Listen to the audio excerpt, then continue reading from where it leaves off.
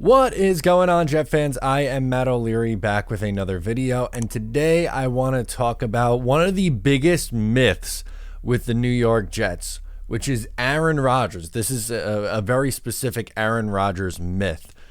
He, over the last 2 years, has struggled in week one. So the assumption is that he always struggles in week one, and this is a trend. I'm here to prove to you that it's not a trend. It is not a trend. Aaron Rodgers week one struggles. We're going to go through all that. We'll look at his completion percentage, touchdown passes, interceptions, passer rating, yards per attempt, all that.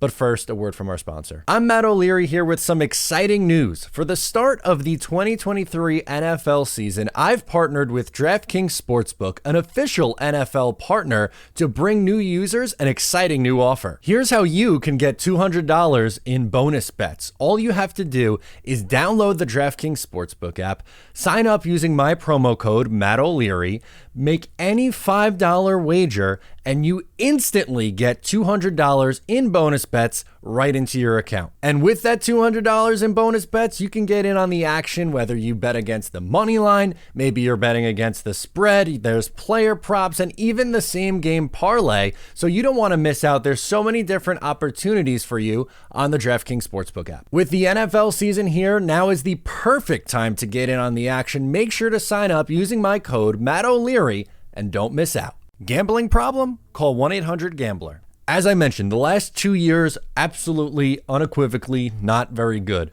In 2022, he went 22 of 34, 64.7 completion percentage for 195 yards, 0 touchdowns, 1 interception, a 5.7 yards per attempt, and a 67.6 rating in a loss. That was just, again, an abysmal performance. He did not look good at all. And in 2021, it was even worse. 15 of 28, 53.6 completion percentage, 133 yards, 0 touchdowns, 2 interceptions, 4.75 yards per attempt, and a 36.8 rating. By far his worst performance in week one that we've seen. Obviously, he's in a new situation this year. He's not with the Green Bay Packers. He's not with LaFleur as his head coach. The Jets are projected to be a good team, and not that the 2021 Packers weren't a good team. They had incredibly high expectations, and they absolutely stunk in week one.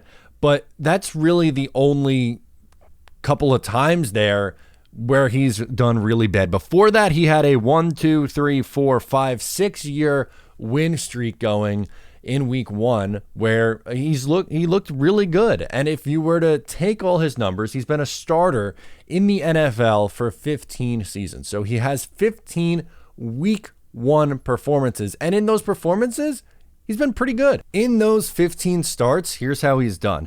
328 completions, 495 attempts, so that is a 66.3 completion percentage, 3,567 yards, 27 touchdowns, 9 interceptions, a 7.2 yards per attempt, and a 97.9 passer rating with a 10-5 record in week one of the NFL season. If you want to look at that over a per game basis, and then we'll pace it out over 17, that's 21.9 completions, 33 attempts, same completion percentage, 237.8 yards per game, 1.8 touchdowns per game, 0.6 interceptions per game, and over a 17-game pace, that is 372 completions, 561 yards, 66.3 completion percentage, 4,043 yards, 31 touchdowns, 10 interceptions, a 7.2 yards per attempt, and a 97.9 rating. I think Jet fans would sign up for that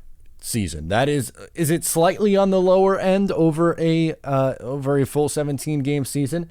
Yes, but 4,000 yards is 4,000 yards. 30-plus touchdowns is 30-plus touchdowns.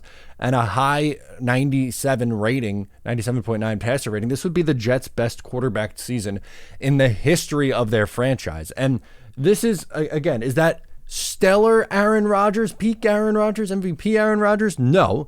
It's better than his 2022 season as a complete unit, I could tell you that much. And that would be probably close to a top 10 quarterback season. And 31 touchdown passes would have been towards the top last year. Touchdown passes were way down. Just over 4,000 yards is about average. A 97.9 rating is very good. And and a 10-5 record in those 15 starts. He's well over 500. He's been very, very, very good. Actually in week 1. So yes, there is some unfortunate recency bias because he struggled the last 2 years on opening day that people are like, oh, well, Aaron Rodgers' opening day struggles, his week 1 struggles. Well, number one, new circumstance, new team, new coach, new weapons, all that. And also he was a very active participant in OTAs, training camp, and he even played in the preseason, which was something that was a little controversial. I didn't necessarily love that he got out there and played in the preseason, but it worked. He went out there. He looked pretty good in those 2 drives. Maybe there won't be as much rust early on because of how much he's been, active in OTAs and throughout training camp and this process. So I don't think we're going to see some sort of catastrophic performance like that we had the last 2 years, where he's giving you a 67.6 rating and a 36.8 rating. I think he's going to be fine and give you some sort of production that's been his average per game pace, about 22 completions on 33 attempts, around 230 to 240 yards, a touchdown, maybe 2. That's I would think would be on the high end, 7.2 yards per attempt, a 97.9 rating. Jets are going to try to run the ball this week. I just think if Rodgers goes out there and they put up the first team to 20 points should win this game. And I know that might sound crazy to say because, the Bills have a stellar offense. The Jets offense is projected to be better, but I think this is a low scoring 24-20, 23-17 kind of game. So anyway, let me know your thoughts on Aaron Rodgers and this misconception down below in the comments. Thank you so much for tuning in. Once again, I'm Matt O'Leary, and I'll catch you next time.